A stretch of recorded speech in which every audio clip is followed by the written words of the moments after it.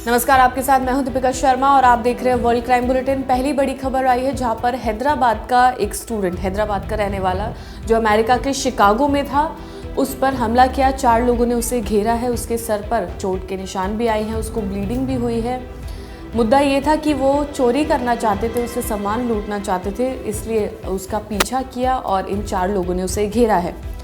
इसमें वो बुरी तरह से घायल हुआ। सोशल मीडिया पर उसकी वीडियो काफ़ी ज़्यादा वायरल हो रही है, जिसमें वो शख्स भागता हुआ नज़र आ रहा है और उसका पीछा करते हुए 4 लोग भी नज़र आ रहे हैं और फिर वो दौड़ने लगते हैं उसे पकड़ने के लिए, और ये शख्स भी भागने लगता है अपनी जान बचाने के लिए, लेकिन उसका पैर फिसल जाता है, जिसके बाद ये लोग उसे पकड़ लेते हैं। उसका फ़ोन भी छीन लिया गया, उसके सिर से ब्लीडिंग हो रही थी। स्टूडेंट की पहचान सैयद मज़ाहिर अली के रूप में हुई है, जो हायर एजुकेशन के लिए अमेरिका के शिकागो में रह रहा था। उसने बताया कि वो खाना लेकर अपने घर जा रहा था, तब 4 लोगों ने उसे पकड़ लिया और उसके साथ मारपीट की।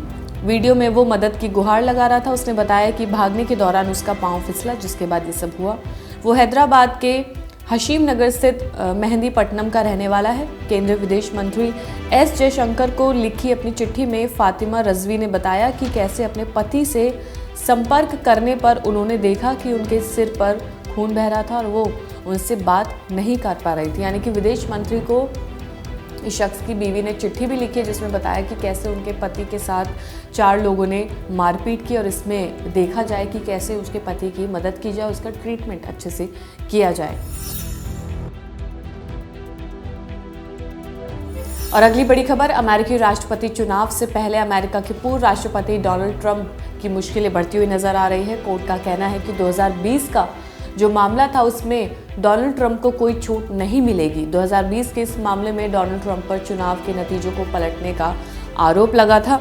District of Columbia circuit court ने 3 सदस्यीय जजों के पैनल ने ट्रंप के उस दावे को खारिज कर दिया है कि उन पर मुकदमा नहीं चलाया जा सकता, क्योंकि आरोप राष्ट्रपति के तौर पर उनकी आधिकारिक जिम्मेदारियों से जुड़े हुए हैं। कोर्ट का कहना है कि इस आपराधिक मामले में पूर्व राष्ट्रपति किसी भी कीमत पर बच नहीं सकते, उन पर तय नियमों के तहत मुकदमा चलेगा। यानी कि चुनाव से ठीक पहले ये डोनाल्ड ट्रंप की मुश्किलें अब बढ़ती हुई नजर आ रही हैं, जब कोर्ट ने ऐसा बयान दिया है कि उनको कोई छूट नहीं मिल सकेगी।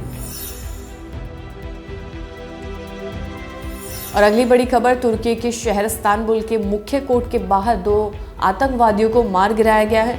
इन 2 आतंकवादियों ने सिक्योरिटी चेक पॉइंट पर हमला किया था, जिसके बाद जवाबी कार्रवाई में इन पर हमला किया गया और उसके बाद इनकी जान चली गई। राष्ट्रपति ने बधाई भी दी है कि आतंकवादियों को मार गिराया गया। इन आतंकवादियों में एक महिला है और एक पुरुष है। राष्ट्रपति ने कहा अपनी सिक्योरिटी फोर्सेस से कि सही समय पर इस आतंकी हमले को रोका गया और आतंकियों को मार गिराया। राष्ट्रपति ने कहा कि इस हमले में 3 पुलिस वाले और 3 नागरिक घायल हुए थे। एक नागरिक की बाद में मौत हो गई। गृह मंत्री अली अरलेकाया ने कहा कि सभी हमलावर revolutionary people liberation party front के सदस्य थे। ये एक लेफ्टिस्ट ग्रुप है जिसने 1980 से अब तक तुर्की में कई हमले किए हैं। हालांकि DHKPC ने अब तक इस हमले की जिम्मेदारी नहीं ली है। जो ये आतंकवादी थे, ये भी लेफ्टिस्ट संस्था से जुड़े हुए थे, जिन्होंने कोर्ट के बाहर सिक्योरिटी चेक पॉइंट पर हमला किया, लेकिन अभी तक इस संगठन ने इस बात की जिम्मेदारी नहीं ली है। लेकिन इन आतंकवादियों को मार गिराया गया है।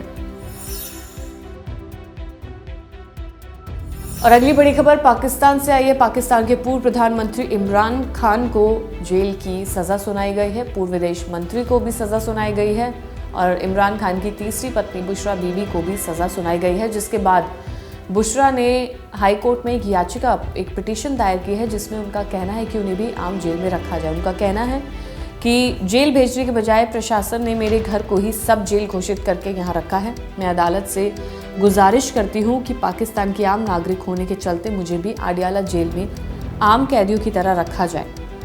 बुशरा की ये मांग इसलिए भी मायने रखती है कि इमरान खान भी इसी जेल में कैद हैं। बुशरा को तौशखाना रेफरेंस केस में 14 साल और गैर कानूनी निकाह मामले में 7 साल की जेल की सजा सुनाई गई है, जिसके बाद अब उन्होंने ये पिटीशन दायर की है कि उन्हें भी आडियाला जेल भेज दिया जाए।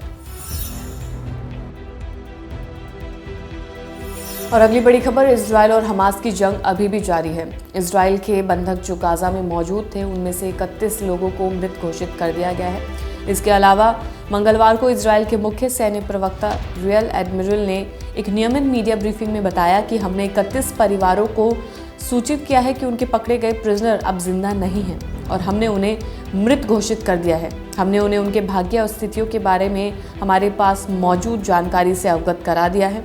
उन्होंने आगे कहा कि हम शर्तों तक पहुंचने के लिए लड़ाई जारी रखे हुए हैं और सभी बंधकों को वापस घर भेज दिया है। ये एक नैतिक दायित्व है, राष्ट्रीय दायित्व है और अंतर्राष्ट्रीय दायित्व है। हम इसी तरह के दिशा निर्देश हैं और हम इसी तरह से काम करना जारी रखेंगे।